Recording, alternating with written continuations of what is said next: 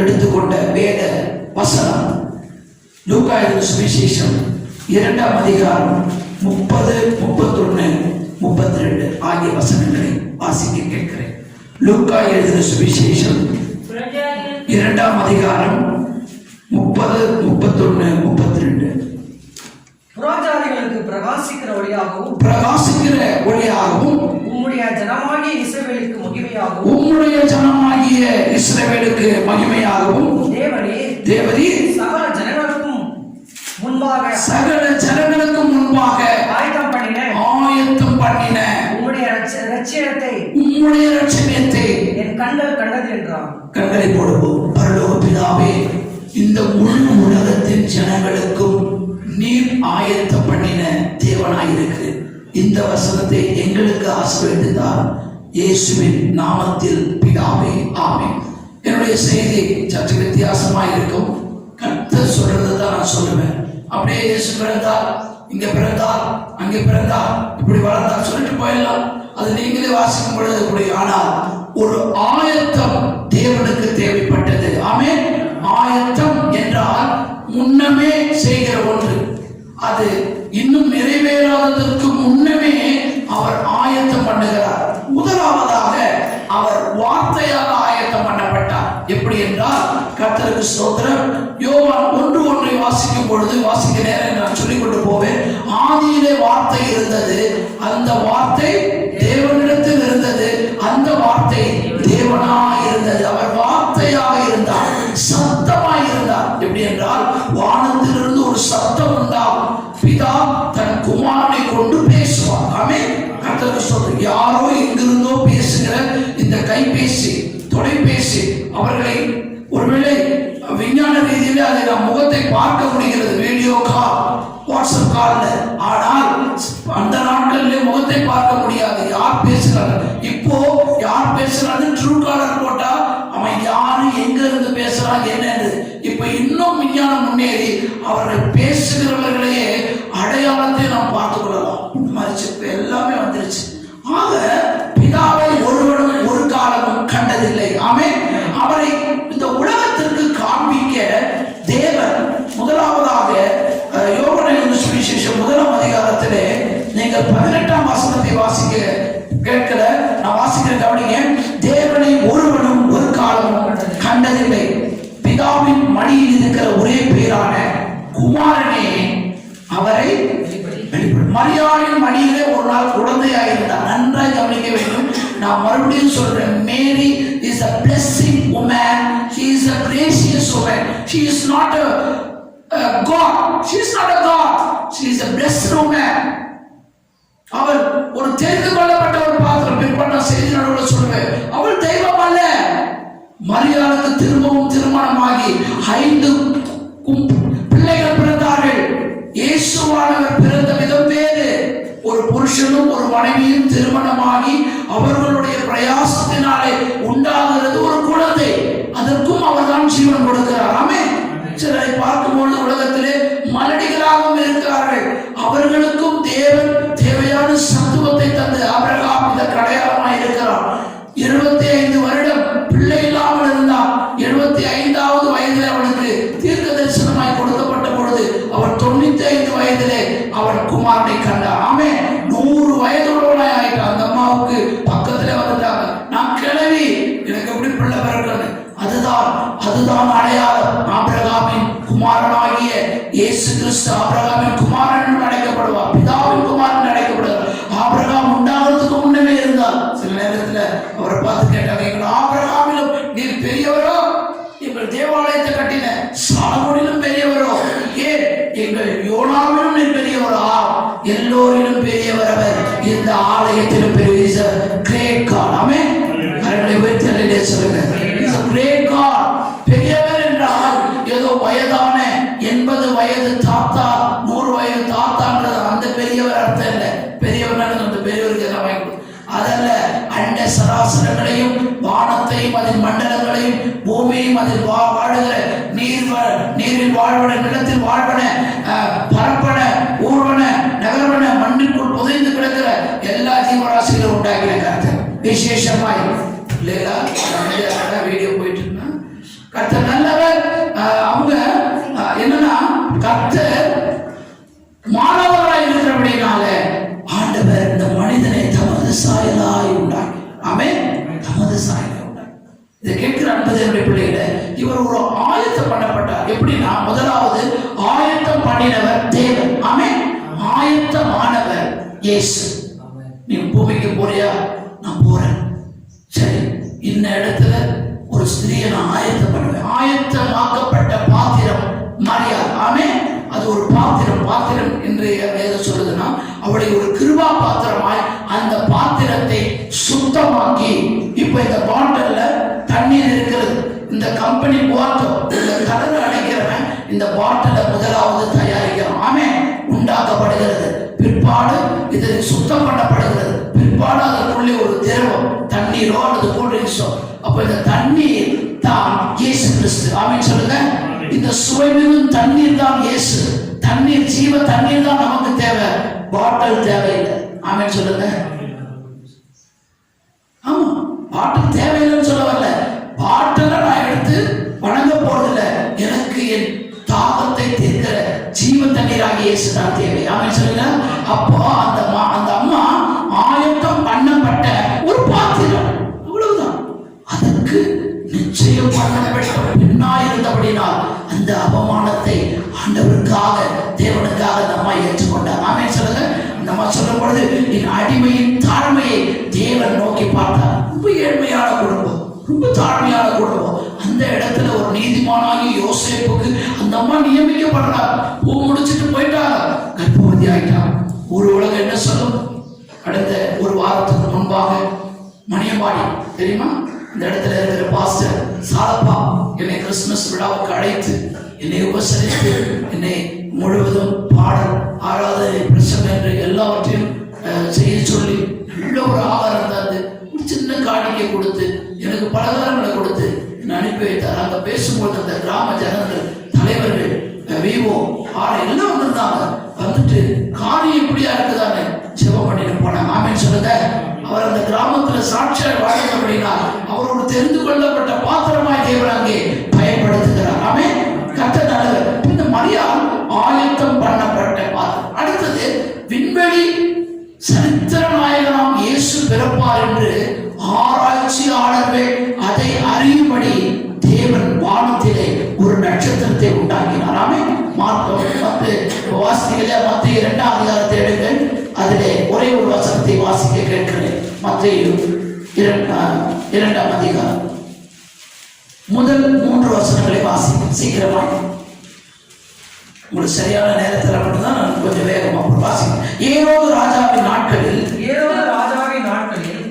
யூதேயாவில் பெத்லகேமிலே இயேசு பிறந்த பொழுது கிழக்கிலிருந்து சாஸ்திரிகள் எருசலேமுக்கு வந்து யூதருக்கும் ராஜாவாக பிறக்கிறவர் எங்கே? கிழக்கே அவருடைய நட்சத்திரத்தை கண்டு அவரை பணிந்து கொள்ள வந்தோம் என்று. அவரை பணிந்து கொள்வதற்கு நாங்கள் வருகிறோம். எங்களுக்கு ஒரு அடையாளம், ஒரு ஆயத்தம் கொடுக்கப்பட்டது. அது வானில் உள்ள ஒரு நட்சத்திரம். ஆமென். இந்த நட்சத்திரம் என்ன தெரியுமா? அது வானத்துல ஒரு மண்டலமா. இப்ப பாருங்க, நம்ம கடந்த நாட்கள் 21st and 22nd நம்ம அதை சென்னையில எல்லாம் பார்த்தாங்க. இந்த நட்சத்திரம் கொஞ்சம் படபடன்னு தெரிஞ்சது. 2 கோள்கள் ஒன்றாக இணைந்தது. இந்த நட்சத்திரம் எப்படி உண்டாகும் தெரியுமா? அது வந்து அது ஒரு கல்லுதான். ஆமென். அது விண்வெளியில அந்த இருக்கிற அந்த தூசல்ல ஒரு கல்லா மாறி அங்க இருந்து அப்படியே அது வானத்துல அந்த காற்றழுத்தம் கம்மியா இருக்கிறதுனால அப்படியே உலாவிடுவது. ஒரு கல்லும் மோதும், இன்னொரு கல்லும் மோதும், அப்படியே ஷைன் ஆயிட்டே வரும். அதனாலதான் அது பேரு ஷைனிங் ஸ்டார்ஸ். ஆமென். சொட்ட தலையை வச்சது, ஒரு மொட்டை தலையை வச்சது, ஒரு மேக்கப் போட்டுன்னு ஒரு ஏமாத்துற சூப்பர் ஸ்டார் இல்ல. எஸ். ஆமென் சொல்லுங்க. அவர் ஷைனிங் ஸ்டார். ஆமென் சொல்லுங்க. Shining star is a shining star. அவன் வாலிபன் தகப்பன அப்படி உட்கார்றான். அந்த கிழவன் நடிகனை எங்கள் தலைவர் எங்கள் முதல்வர் என்றான். என்னடா இது, உலகம் எங்கேயோ போயிட்டு இருக்குது. ஆக அவங்கெல்லாம் ஒரு ஸ்டார்ஸ் அந்த பூமிக்கு இளவட்டங்களை உற்சாகப்படுத்த வந்திருக்கலாம். ஆனா என் தேவன் ஸ்டார்ஸ் யார் தெரியுமா சொல்றாரு? ஊழியர்கள். ஆமென் சொல்லுங்க. ஸ்டார் யார் தெரியுமா? அவர் தன் கரத்திலே வாசிக்க நேரம் இல்லை, வெளிப்படுத்தும் விசேஷத்துல 7 நட்சத்திரங்களை தன் கைகளில் ஏந்தினவராய் காணப்பட்டார். ஆமென். அப்ப தன் ஊழியக்கார வலது கரத்துல பிடித்திருக்கிறார். ஆக நட்சத்திரம் என்றால் ஊழியக்காரன். ஊழியக்காரன் தான் என்ன செய்யணும்? இயேசு இருக்கிற இடத்துக்கு வழி காட்ட வேண்டும். ஆமென் சொல்லுங்க. தேவனுடைய பிள்ளைகள் நீங்களும் நட்சத்திரங்கள் தான். நீங்களும் நட்சத்திரங்கள் தான். ஷைன் ஆயிட்டே இருக்கிறீங்க. அந்த ஷைன் நம்முடைய பிரகாசத்துல இயேசு இருக்கிற இடம் தெரியணும். நமக்குள்ள இருக்கிற வெளிச்சம் தான் இயேசுவை காண்பிக்கணும். ஆமென். நாம் இருளிலே இருந்தால் இயேசு தெரிய மாட்டார். நாம் வெளிச்சம் உள்ள ஒரு வாழ்க்கை வாழணும். தோழிக்காக ஒரு மாடல், வேலை செய்யறவங்களுக்கு ஒரு வேஷம், வீட்டுல அப்பா அம்மாவுக்கு முன்னால ஒரு வேஷம், பாஸ்டர்களுக்கு முன்னால ஒரு வேஷம், சபைக்கு முன்னால ஒரு வேஷம், இப்படி நம்ம பிரதிபலிச்சா இயேசு தெரிய மாட்டார். நாமும் நம்முடைய அழகை தான் பிரதிபலிக்கும். இயேசு வெளியில தெரியலன்னா நம்முடைய அகத்துல இயேசு இருந்தால் முகத்துல தெரிவார். ஆமென். அன்பாய் நடந்து கொள்ளுவோம், பாசமாய் நடந்து கொள்ளுவோம், பரிவாய் நடந்து கொள்ளுவோம். அதாவது உபசரிக்கிற ஆவியோடு நாம் நடந்து கொள்ளுவோம். அதுதான் இயேசுவை பிரதிபலிக்கும். இப்போ சூரியனுடைய அந்த பிரதிபலிப்புல தான் சந்திரன் பிரகாசமாகும். சூரியன் மறையும் பொழுது அதனுடைய ரிஃப்ளெக்டர் சந்திரன் கொடுத்தது. சந்திரன் இரவு முழுவதுமா அதை வாங்கி பூமிக்கு வெளிச்சத்தை கொடுத்தது. பிற்பாடு சூரியன் வந்ததும் சந்திரன் தான் இடத்துக்கு திரும்பிடுது. ஆமென். இதெல்லாம் நம்ம நல்லா படிக்கிறோம். அது போல இயேசுவை வழிகாட்ட ஒரு நட்சத்திரத்தை ஆயத்தம். முதலாவது சொன்னேன், ஆயத்தம் பண்ணினவர் தேவன், ஆயத்தமானவர் இயேசு, ஆயத்தமாக்கப்பட்ட பாத்திரம் மரியாள். ஆயத்தம் பண்ணின ஒரு விண்வெளியில ஒரு அடையாளம் நட்சத்திரம். ஆமென். சரி, அவர் இங்க என்ன சொல்றாரு பாருங்க. அந்த சிமியோன் சொல்வதை பார்ப்போம். 30ஆம் வசனத்தை வாசிக்கும்.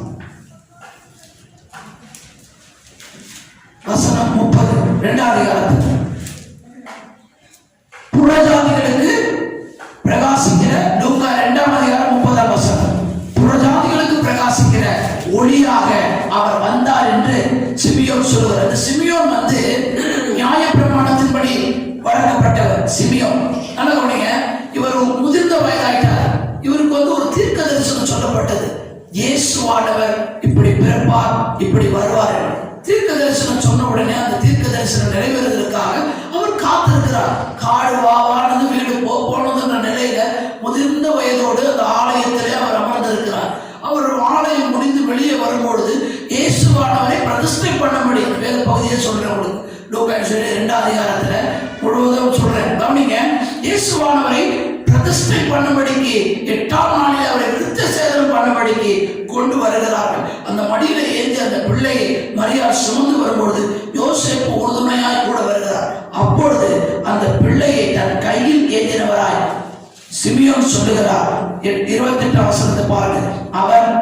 அவரை தன் கைகளில் ஏந்தி கொண்டு தேவனை ஸ்தோத்தரித்து, ஆண்டவரே உமது வார்த்தைப்படி அடியேனை இப்பொழுது சமாதானத்தோடு போகணும். அவரை கண்டு சமாதானத்தோடு தன் பரலோகத்துக்கு, இந்த பரதேசத்துக்கு போகணும்னு அவர் நியமிக்கப்பட்டவராய் அவர் என்ன செய்தார்?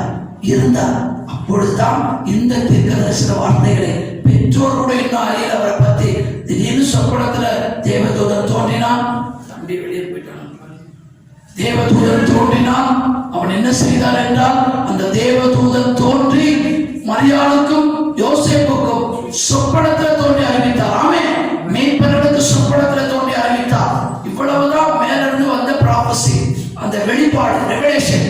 அதை வைத்து அவருக்கு காத்திருந்தவர்கள் அவரை மகிமைப்படுத்தினார். முதலாவது சிமியோன் சொல்லும்போது 30ஆம் வசனம், புறஜாதிகளுக்கு ஒளியாக. புறஜாதிகள்னா ஏதோ தள்ளப்பட்ட ஒரு ஜாதி அதல்ல.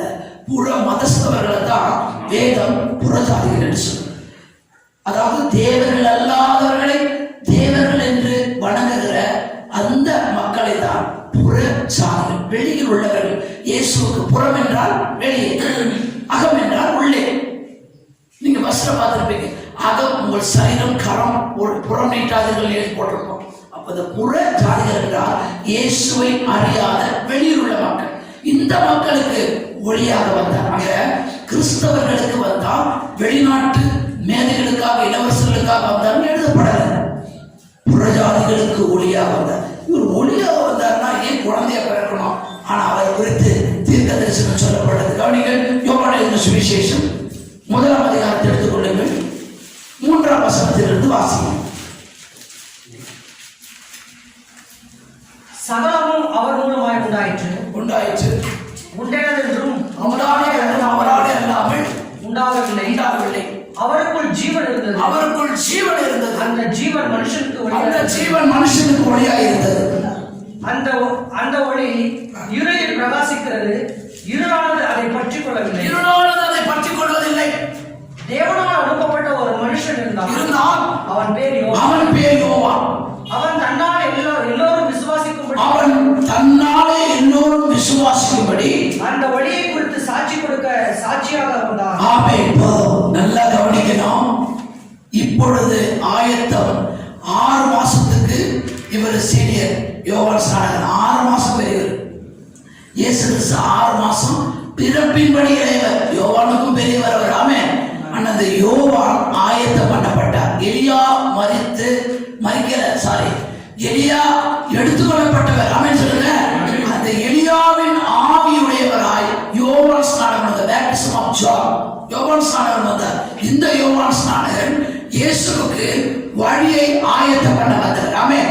இந்த யோவான் அவரை குறித்து சாட்சி கொடுக்கிறார். இன்னைக்கு நிறைய பேர் சாட்சி சொல்றார், இயேசுவை பிரசங்கிக்கிறார். சாட்சி இல்லாத ஒரு வாழ்க்கை வாழ்ந்து சாட்சி கொடுக்க கூடாது. ஆமென். அவர் சாட்சி கொடுக்க சாட்சியாய் வந்தார். ஆமென்.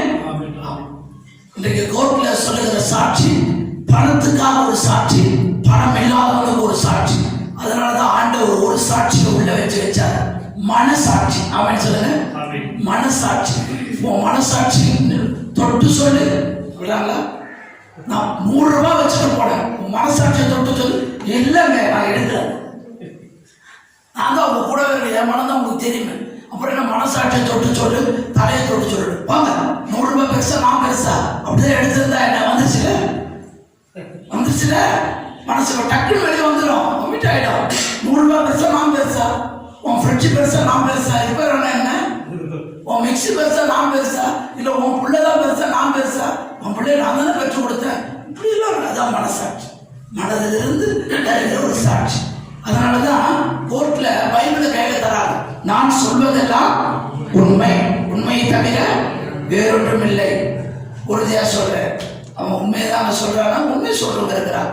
துன்மார்க்கனை நீதிமானாக்குறான் கோர்ட்டு, நீதிமான துன்மார்க்கனாக்கி வெளியேறணும். இதுக்கு நேரம் கவனிங்க.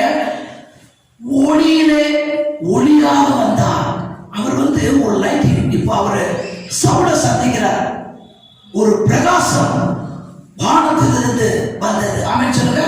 ஏன்னா இவர் ஒளியா, குழந்தையா, பிரகாசம் உள்ள ஒளியா வந்தாரு. நட்சத்திரம் காட்டிலும் பிரகாசமானவர். வழிகாட்டத்தான் நட்சத்திரம் வந்தது. ஆனால் அவர் எல்லாரும் காட்டும் 7 பல ஆயிரக்கணக்கான சூரியனை விட பிரதிபலிக்கிற முகம். அவரை கண்டு ஒருவனும் ஒரு காலம் உயிரோடு இருந்தது கிடையாது. பிதாவாமே. அதனாலதான் மோசே எவனை வரக்கூடாது, மலையை தொடக்கூடாது, மாடு கூட டக்குன்னு மேய்ப்ப போறான்னு வந்துடக்கூடாது, எல்லாம் கீழே இருக்கணும், நீ மாத்திரம் மேல வரணும். ஏன்னா அவருடைய முக பிரகாசம், அவருடைய மகிமையை காணுகிறது. மகிமையின் ஒளி எல்லார் மேலும் பிரகாசிக்கும்படியாக. இதற்கு ஒரு ஆதாரமாய் ஒரு வசனம் தான் என் மனைவி வேத பகுதியில் வாசித்தாங்க. ஏசாயா தீர்க்கதரிசன புத்தகம் 9ஆம் அதிகாரம் 2ஆம் வசனம் 3ஆம் வசனம் பாருங்க. இருளில் இருக்கிற ஜனங்கள் பெரிய வெளிச்சத்தை கண்டார்கள். போதும், மரண இருளில் தவிக்கிற அந்த மக்கள் மேல் அந்த வெளிச்சம் செய்தது, பிரகாசித்தது. ஏசாயா 6ஆம் அதிகாரத்தில் எழுதி வச்சாரு, எழுப்பி பிரகாசி, உன் ஒளி வந்துருச்சு. அந்த ஒளி வந்துருச்சுன்னா உன் லைஃப் தலைக்கீழா பெரிய ஆழமாயிடும். யாமே நீ எல்லாம் குடிச்சு போதையில தான் தலைக்கீழா நடக்கிறான். உனக்கு அப்படி இல்லை. இப்ப இருக்கிற நிலை அப்படியே தலைக்கீழா மேல மாறிடும். ஆமென் சொல்லுங்க. உன்னை வாடாக்காமல் தலையாக்குவான். எட்டு, நீ கீழாகாமல் மேலாவாய். நீ டெயில் கிடையாது, நீ ஹெட். ஆமென்.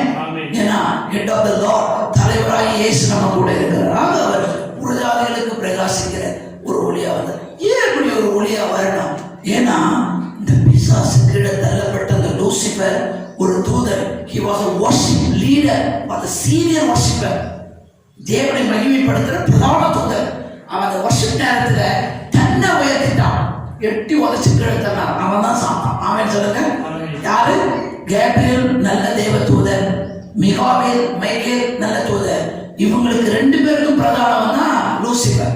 அந்த லூசிபர் தான் சர்ப்பத்தின் வடிவில வந்து முந்தின ஆதாம கெடுத்து இந்த முழு உலகத்தையும் கவுத்து போட்டான்.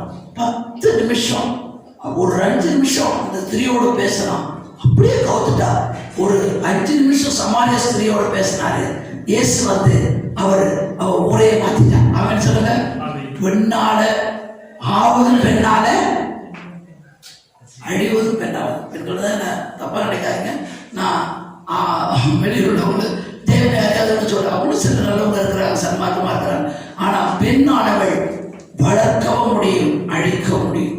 ஒரே ஒரு நாள் ஃபயர் ஆஃப் த டம்.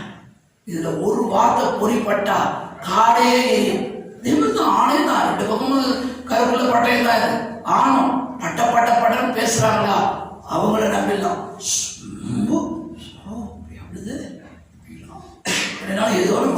ஏதோ அப்படி பொறுமையா பேசுறதுக்கு அப்படி சொல்லல. கவனிங்க, என்ன சொல்ல வரேன்னா, இந்த யோவான் ஸ்நானகன் ஆயத்தமாக்கப்பட்டவன். ஆமென் சொல்லுங்க. ஆகாய ஒரு ஒளியாய் வந்ததற்கு அந்த ஒளியை காண்பிச்சு ஆயத்தம் பண்ணிட்டு அவரை சிரச்சேதம் பண்றாங்க.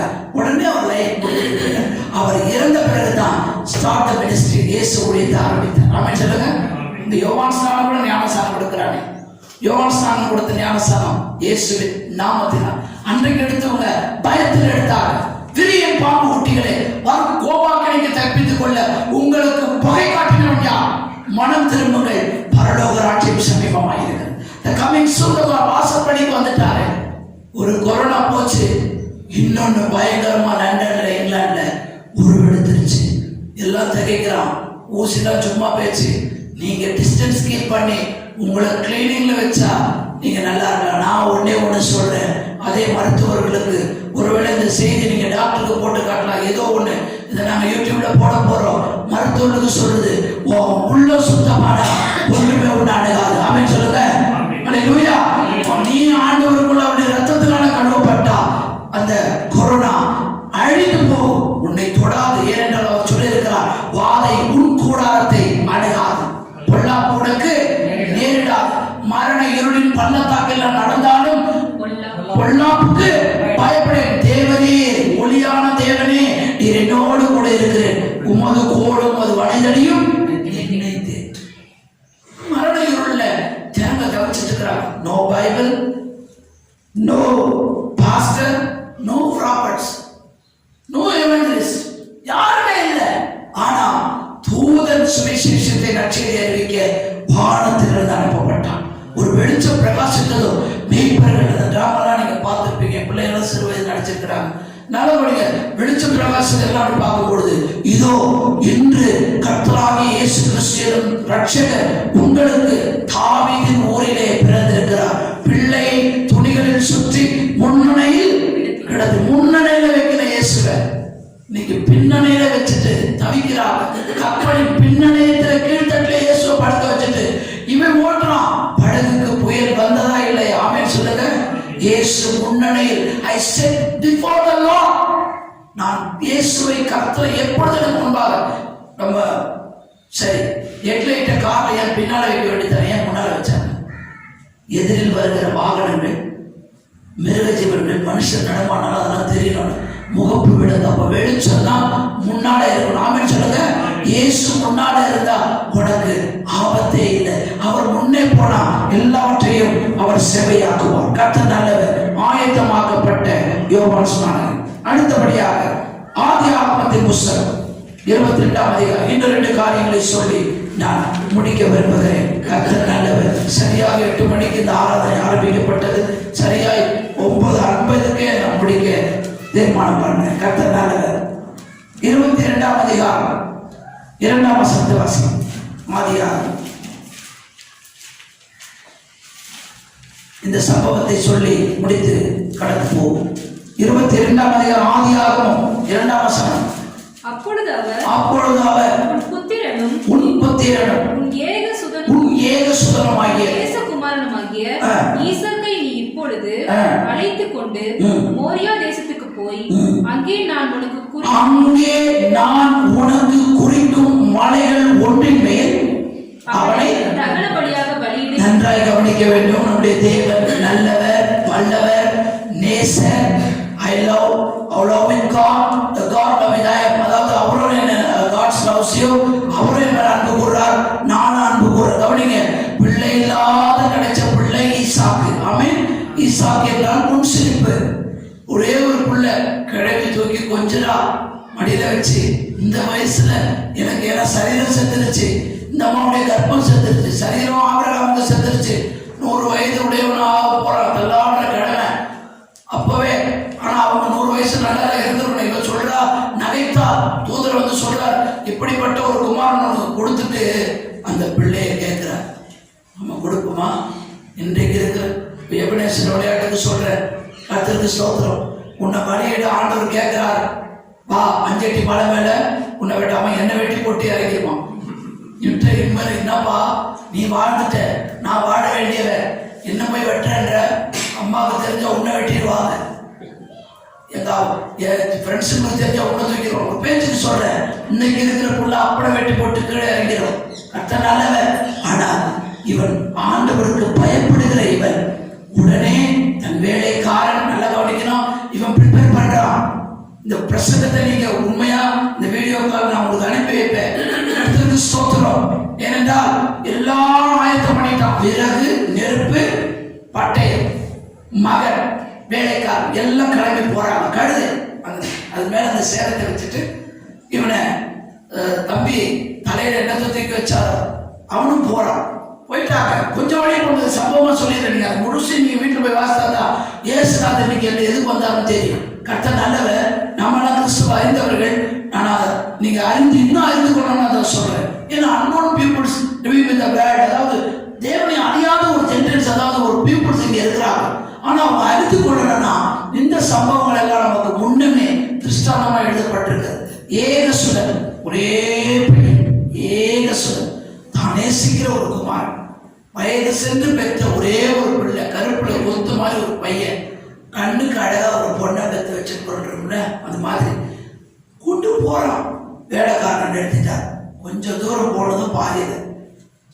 இவன் தலையில இடத்தை தூக்கி வச்சுட்டாரு. கழுதை நின்றுச்சு, உயரத்தை கழுதை ஏறாது. இவன் தலையில விறகு வச்சு நெருப்பை கையில் எடுத்துட்டு இவன் கத்தி எடுத்து போறான். இவன் மெதுவா பேச ஆரம்பிக்கிறான். டேடி, நைஃப் இருக்குது, விறகு இருக்குது, புரியுதா, ஃபயர் இருக்குது, நெருப்பு இருக்குது, ஆடி எங்கன்னு கேட்கறான். அமைதியாவா. இவனுக்கு பயம் வந்துருச்சு. வேலைக்காரனை நிறுத்திட்டான். ஒருவேளை வேலைக்காரன் கூட வந்திருந்தா, ஒருவேளை வழியில ஆடுகளை அங்க வேலைக்காரன் முன்னமே இப்ப கட்டி வைக்க சொல்லியிருப்பாரு. அப்பா கவனிச்சிங்களா? இதை நல்லா சிந்திச்சு பாருங்க மனதுல. இவன் கேட்கிறான். அந்த கேட்கிற வார்த்தை பாருங்க, ரொம்ப அழகா இருக்கும். 7ஆம் வசனத்தையும் 8ஆம் வசனத்தையும் சீக்கிரமா தன் தகப்பனாகிய ஆபிரகாமை நோக்கி என் மகனே என்றான். என் மகனே என்றான். அதற்கு அவன் என் தகப்பனே என்றான். அதற்கு அவன் என் மகனே இதோ இருக்கிறேன் என்றான். அப்பொழுது அப்பாவுக்கு மகனுக்குள்ள வர போயா பாப்பா வேற வேலை இப்பதான் ஸ்கூல் விட்டு வந்த உடனே அதை வாங்கிட்டு வா, இதை வாங்கிட்டு வாங்க அப்படின்னு. ஆனா அவன் அடியே தகப்பனே மகனே, அந்த ஃபெலோஷிப்பை பாருங்க. வாசிங்க. இதோ நெருப்பும் கட்டையும் இருக்கிறது. தகனபலிக்கு அதற்கு அவன் என் மகனே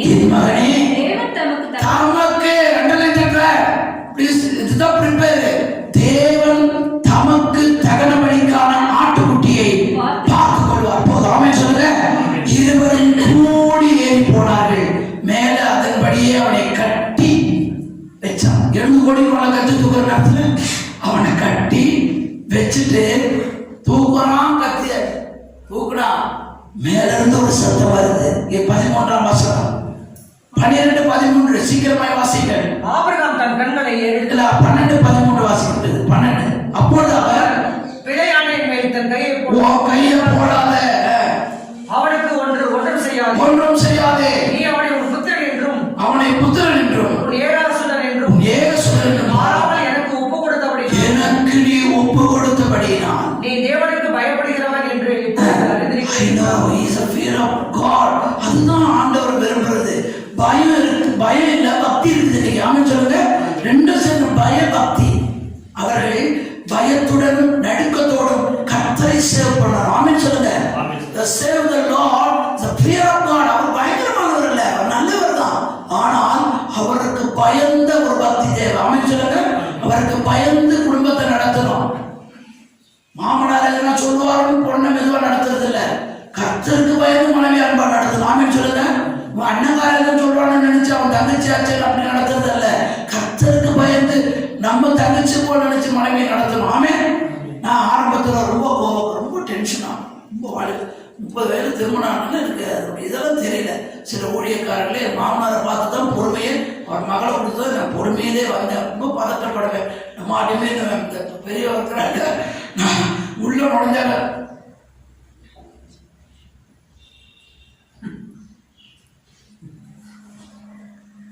இவ்வளவுதான் ஆக்ஷன், வாய் பேச்சு இருக்காது. இன்னைக்கு வரைக்கும் அந்த பயம் இருந்துட்டு கர்த்தர் நல்லவர். இப்ப பேசுறேன், சின்ன வயசுல என்ன பயன்படுத்திருக்கீங்க, உங்களை என்ன பண்றேன் பாரு அப்படின்னு தமாசா. கவனிங்க, பயம் பக்தியும் கலந்துருக்கணும். ஆமென் சொல்லுங்க. பயமும் தொழுகையும் கலந்துருக்கணும். ஏதோ உங்களோட போய் கத்துறாங்கல்ல, யா அவங்க இவங்க அடானமா நல்ல ஆளதான் இருக்காமே, இவங்க நான் ஆண்டவரே, இவங்க பழனி ஆண்டவரே, நானுமா ஆண்டவரே நியமித்துக் கொண்டார். ஆமென். ஏசாயா தீர்க்கதரிசன புத்தகத்தில் சொல்லப்பட்டது, உன்னை மணவாட்டியாக, சபையானது மணவாட்டி, அவர் மணவாளன் உடன்படிக்கை செய்யும்படி தன் இரத்தத்தினால் தன்னுடைய சரீரத்தை பிக்க ஒப்பு கொடுத்ததினால் நாம் கருணையுள்ள பங்கு பெறணும். ஏன்னா இதை முன்னமே அவர் நியமித்தார். கவனிக்க, நியமிக்கப்பட்டது. உன்னை விவாகத்துக்கென்று, நித்திய விவாகத்துக்கென்று உன்னை நியமித்துக் கொண்டே, நீ என்னுடையவன், you are mine, நீ என்னுடையவன், don't fear, I will be with you, I will help you, you don't fear. Amen. you don't fear, நீ பயப்பட தேவையில்லை. உன்னை தனக்காக நியமித்துக் கொண்டு, ஒரு மணமகள் தன்னை அலங்கரித்து ரட்சிப்பின் வஸ்திரம், நீதியின் சாவை அவளுக்கு கொடுக்கப்படுகிறது. ஆபரணங்கள், நீங்க வீட்டிலே போய் ஏசாயா தீர்க்கதரிசன புத்தகத்துல 45ஆம் அதிகாரத்திலிருந்து 60 அதிகாரம் வரைக்கும் சும்மா டைம் இருந்தா நீங்க வாசிங்க. நீங்க நேரம் இருக்காது உங்களுக்கு, நாளை கூட வாசி பாருங்க. ஆடை ஆபரணங்களினால் மணவாட்டி ஆயத்தம் பண்ணப்படுகிறாள். ஆமென் சொல்லுங்க. ஆட்டுக்குட்டியாருடைய கல்யாணம் வருகிறது, மணவாட்டி தன்னை ஆயத்தம் பண்ணினார். அந்த ஆயத்தத்துக்கு தான் முன்னவே இயேசு ஆயத்தமானார். ஆமென். அந்த நியமிக்கப்பட்ட, இன்றைக்கு சிஸ்டருக்கு அதை கை தட்டி வரவேற்றிருக்கணும். அவங்க ரட்சிக்கப்பட்டு 1 வருடங்களாவது ஒரு கை தட்டி கொடுத்துருவாங்க. அந்த முதல் ஆண்டை அவர்கள் தன் ஜனத்தாரை, இனத்தாரை அடைத்து அவர்களும் எப்படியாவது இயேசு அடைய வேண்டும் சொல்லி அவர்களுக்கு அன்பின் ஆகாரத்தை தந்து அவர்களை உபசரித்து அனுப்ப அவர்கள் ஆயத்தமாகிறார். ஆமென். ஏனென்றால் இவர்கள் ஆயத்தமான கூட அவருடைய குடும்பத்தாரும், பிரதருடைய குடும்பத்தாரும் ஆயத்தமாகணும். அந்த ஒரு நல்ல இதோட கூட அவர்களை வரவேற்றிருக்கிறார். இதை கேட்கிற அன்பு தேவனுடைய பிள்ளைகளே, நாம் நியமிக்கப்பட்டவர்கள், அவர் நமக்காக நியமிக்கப்பட்டவர். ஒரு பெண்ணுக்கு மாப்பிள்ளை தேட, இவன் நல்லா இருக்கிறானே, நெட்ல பார்த்தா எங்கன்னா போய் நெட்ல சிக்கிப்பீங்க. நெட்ல மாப்பிள்ளை தேட, புரோக்கர் வச்சு மாப்பிள்ளை தேடக்கூடாது. அங்கேயும் பசையா எதிர்பார்ப்பான், இங்கேயும் பசையா எதிர்பார்ப்பான். ஹேண்ட்ஸமா இருக்கிறான்னு சொல்லி கவனிங்க. ஒரு பெண் வாழ்க்கை பாதிக்கப்பட்டது, ஹேண்ட்ஸமா இருக்கிறான்.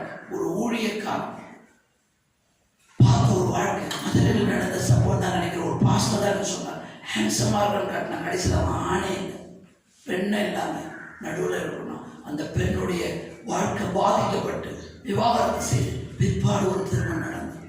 அதனால் நியமிக்கப்படுற ஒரு திருமணத்துக்கு ஒப்பிட்டு தான் கிறிஸ்துவும் சபையும். ஆமென். ஆமா, இந்த சபைக்காக நியமிக்கப்பட்ட ஒரு மணவாளன், மணவாட்டி இயேசு. நீங்க நாங்க தான் மணவாட்டின்னு சிபிஎம் சபையா சொல்லுவோம். இப்போ நாங்களாம் நம்ம வெப்பாட்டிங்களா? நான் கேட்கிறேன், நாங்க தான் அந்த 1,24,000 பேர். அப்போ மீதியா ரட்சிக்கப்பட்டவங்களா எங்கடா போவோம்? தூபதேசத்தை சொல்லிட்டு இருக்கிறார். இது கேட்கிற அன்பு தேவனப்படி, உனக்காக எனக்காக அவர் நியமிக்கப்பட்டார். எப்படி? ஒரே ஒரு வசனத்தை வாசி நான் ஜெபிக்க போகிறேன். ரோமர் 8ஆம் அதிகாரம் 32ஆம் வசனம் வாசிங்க. அப்போஸ்தலனாகிய பவுல் ரோமாபுரியருக்கு எழுதின நிருபமாகிய 8ஆம் அதிகாரம் 31ஆம் வாசி.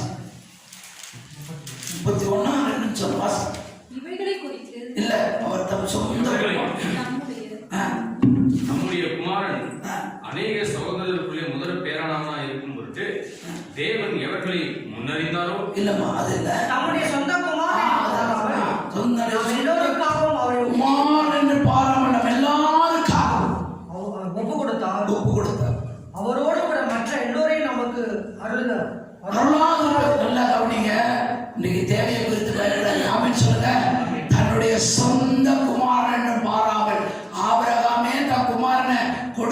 வந்தானா அந்த தெய்வத்துக்கு? இந்த முழு உலகத்துக்கு அவர் தன் சொந்த குமாரன் என்று பாராமல் நம்ம எல்லாருக்காக அவர் ஒப்பு கொடுத்திருக்க மற்ற எல்லாவற்றையும் வெற்றி தரமாட்டாரா?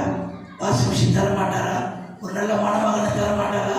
நல்ல மருமகனை தரமாட்டாரா? இல்லை பிள்ளைக்கு நல்ல படிப்பை தரமாட்டாரா? நல்ல காலேஜ் ஆயத்தப்படா? இதெல்லாம் அவருக்கு லேசானது. ஆமென் சொல்லுங்க. அவரையே கொடுத்துட்டார் உனக்கு, மற்ற எல்லாத்தையும் கொடுத்துட்டாரு. ஆமென் சொல்லுங்க. கரங்களை வெற்றி அப்படி எழுந்து நிற்போம். கர்த்தரை ஸ்தோத்திரம் பண்ண ஆரம்பிப்போம். யாரும் எழுந்து நிற்போம். ஹalleluya. We wish you merry Christmas. Hallelujah. We wish you merry Christmas. Hallelujah. ஆராதனை முடிவிலே நான் ஜெபித்து முடித்தோடனே அந்த வாழ்த்துதலை பாடி நாம் கடந்து செல்ல இருக்கிறோம். கண்களை மூடி இந்த வசனத்தை கேட்ட நீங்க, அவர் ஆயத்தம் பண்ணப்பட்ட இயேசு, அவர் உனக்காக நியமிக்கப்பட்ட இயேசு. கர்த்தர் பிறந்த நோக்கம், தேவன் நமக்காக ஒரு பாத்திரத்தை தேர்ந்தெடுத்து, ஒரு நட்சத்திரத்தை தேர்ந்தெடுத்து, ஒரு குடும்பத்தை தேர்ந்தெடுத்து அவரை பிறக்க செய்தார். அவரை வளர்க்க செய்து அவரை வாழ வைக்க அவர் வளர்க்கல, அவர் சாக வைக்கத்தான் வளர்த்தாங்க. ஒரு ஆடு எப்படி வளர்த்து அது வழியில கொண்டு போகப்படுகிறதோ அதுபோல அவர் பலியாக வளர்க்கப்பட்டார். அவர் இங்கே வந்து ஒரு மத நிபுணரை போல, ஒரு மதவாதிகளை போல, ஒரு மதத்தை ஸ்தாபிக்க அவர் ஒரு முனிவரை போல காட்டில் உட்கார அவர் வரல. உனக்காக, எனக்காக, இந்த முழு உலகத்துக்காக, ஹalleluya, வாலிபர்களுக்காக, வயோதிபர்களுக்காக, முதியோர்களுக்காக, சிறு பிள்ளைகளுக்காக, எல்லாருக்காக தன் ஜீவனை கொடுக்க வந்த இயேசு, பலியிட முன்குறிக்கப்பட்ட இயேசு. நமக்கு ஒரு பாலகர் பிறந்தார், நமக்கு ஒரு குமாரன் கொடுக்கப்பட்டார். பிறந்தவர் சிலுவைக்கு நேராக கொடுக்கப்பட்டார், பலியாக கொடுக்கப்பட்டவர், நியமிக்கப்பட்டவர், ஆயத்தப்படப்பட்டவர். இந்த ஆயத்தப்பட்ட இயேசு தான் தன் கைகளில் ஏந்தி புறஜாதிகளுக்கு ஒளியாகவும் இஸ்ரவேலருக்கு மகிமையாகவும் சகல ஜனங்களுக்கு முன்பாக நீர் ஆயத்தம் பண்ணின இந்த ரட்சணியம் என்றால் சால்வேஷன், இந்த ரட்சிப்பை என் கண்கள் கண்டதே. நீடித்த நாட்களால் உன்னை திருப்தியாகி என் ரட்சிப்பை உனக்கு காண்பிப்பேன். உன் மனைவி ரட்சிக்கப்படுகிறதை உன் கண்கள் காணும். உன் இனஜன பந்துக்கள் கையில தட்டி அதை பயமைப்படுத்துங்க. உன் இனஜன பந்துக்கள், உன் அண்ணன் தம்பி, உன் ஒட்டு உறவு எல்லாம், அத்தா மாமன் மச்சான் எல்லாம் கர்த்தர் தொட போகிறார். கர்த்தர் தொட போகிறார். உன்னோட வேலை செய்கிற கர்த்தர் உன்னை கொண்டு தொட போகிறார். இந்த முழு தாலுகாவிலும் கர்த்தர் ரத்தப்படிய மக்களை கேட்காத அளவுக்கு நாம் பிரதிபலித்து இயேசுவை முன்வைப்போமாக. ஜெபிப்போம். எங்கள் அன்பின் பரலோக பிதாவே, எங்கள் அருமை ரட்சகரே, இன்றைக்கு என்று எழுதப்பட்டிருக்கிறது, நீர் 2020 ஆண்டுகளுக்கு முன்பாகவே பிறந்து விட்டீர். இந்த 2020 ஆண்டுகளாகியும் நடிகர்களை தெரிகிறது, விளையாட்டு வீரர்களை தெரிகிறது, அரசியல்வாதிகளை பற்றி கேட்ட தெரியுது, அங்க இங்க எல்லாரையும் தெரியுது. உம்மை தெரிஞ்சுக்கலையப்பா. உம்மை தெரிந்தாலும் அவர்கள் ஏற்றுக்கொள்ளப்படதா இல்லையப்பா. நாங்க ஏற்றுக்கொண்டது போல அவர்கள் உண்மை ஏற்றுக்கொள்ள கர்த்தர் உதவி செய்யும். அவரை பெற்றெடுத்த மரியாதைக்காக நாங்கள் உண்மை துதிக்கிறோம். நம்மாவையும் ஆண்டவரே, இன்றைக்கு அவங்க பரதேசத்தில் இருக்கலாம், ஆனால் கானாவூரிலே அற்புதம் செய்தவர் நீர் அல்லவா? கலிலேயா கடலோர அற்புதம் செய்தவர் நீர் அல்லவா? எங்கள் நடுவில் வந்து அற்புதங்களை செய்யும் வந்திருக்கிற சிறு பிள்ளைகள், ஆண்டவரே, புருஷர்கள், ஸ்திரீகள், மனைமான் எல்லாரையும் வாழ்க்கை பிள்ளைகளை ஆசீர்வதியும். இவர்களுக்கு வருகிற ஆண்டிலே ஆண்டவரே படிக்கிற பிள்ளை, ஆண்டவரே, பிரதருடைய அண்ணன் மகளுக்காக ஜெபிக்கிற இந்த +2 நல்ல மதிப்பெண் எடுக்க கர்த்தர் உதவி செய்யும். என் 2 மகள்களுக்காக ஜெபிக்கிறேன். உடைய எதிர்காலங்களை கர்த்தர் ஆசீர்வதிங்கப்பா. அவங்களுக்கு நல்ல பணியை தந்து வேலை